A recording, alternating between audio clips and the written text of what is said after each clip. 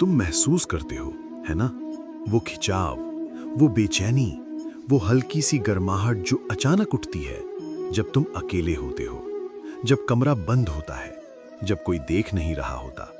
और उसी पल तुम्हारे अंदर दो आवाजें उठती हैं। एक कहती है, कोई बात नहीं, बस एक बार। दूसरी धीरे से कहती है, ये सही नहीं है।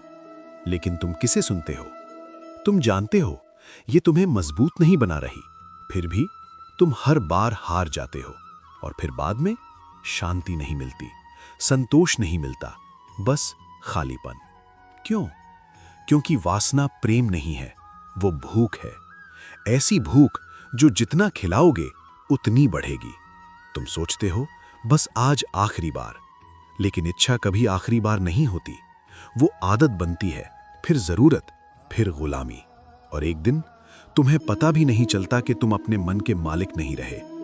मैंने पहले भी कहा था, इच्छा से क्रोध जन्म लेता है, क्रोध से मोह, मोह से स्मृति भ्रमित होती है, स्मृति से बुद्धि नष्ट होती है, और बुद्धि के बिना मनुष्य अपना मार्ग खो देता है।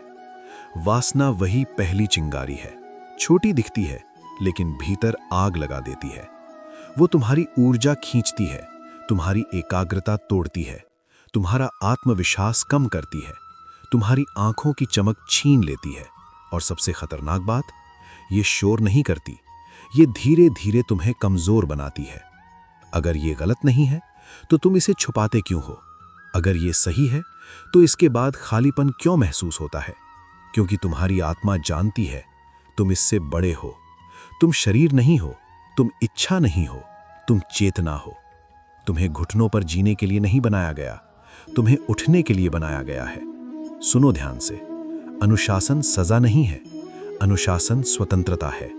जिस दिन तुम अपनी इच्छाओं को नियंत्रित कर लोगे, उस दिन कोई भी परीक्षा, कोई भी डर, कोई भी लक्ष्य तुम्हें रोक नहीं पाएगा।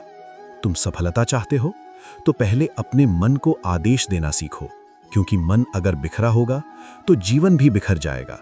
जब इच्छा उठे उसे दबाओ मत, उसे दिशा दो। दौड़ो, पुशअप्स करो, ठंडे पानी से चेहरा धो, लिखो, पढ़ो, प्रार्थना करो, कुछ बनाओ। ऊर्जा को नीचे गिरने मत दो, उसे ऊपर उठाओ। यही तपस्या है, यही असली शक्ति है। तुम सोचते हो मैं कमजोर हूं, नहीं। कमजोर वो नहीं जो गिर जाए, कमजोर वो है जो उठने से इनकार कर दे। अगर तुम 100 बार गिरते हो तो 101वीं बार उठो। हर बार उठना तुम्हारे भीतर एक योद्धा को मजबूत करता है। याद रखो, क्षणिक सुख लंबी कमजोरी देता है, क्षणिक अनुशासन लंबी ताकत देता है। तुम्हारी ऊर्जा सीमित है, या तो वो तुम्हें महान बनाएगी या तुम्हें साधारण रखेगी। निर्णय तुम्हारा है। जब मन कहे कोई नहीं देख रहा, तब चरित्र बनता है। जब इच्छा कहे बस एक बार, तब योद्धा जन्म लेता है। तुम दास नहीं हो, तुम योद्धा हो।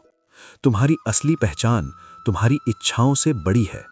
आज निर्णय लो, आज से तुम अपने मन के स्वामी बनोगे। आज से तुम बहाने नहीं बनाओगे। आज से तुम हर बार खुद को याद दिलाओगे, मैं इससे बड़ा हूं। सच्चा प्रेम तब शुरू होता है जब नियंत्रण तुम्हारे हाथ में होता है। मैं कृष्ण हूं और मैं हर उस आत्मा के साथ खड़ा हूं जो खुद पर विजय पाने की हिम्मत करती है। अब उठो, अपने मन को आदेश दो, अपनी ऊर्जा को ऊंचा उठाओ और खुद को साबित करो कि तुम वासना से बड़े हो। अब खुद को जीत लो।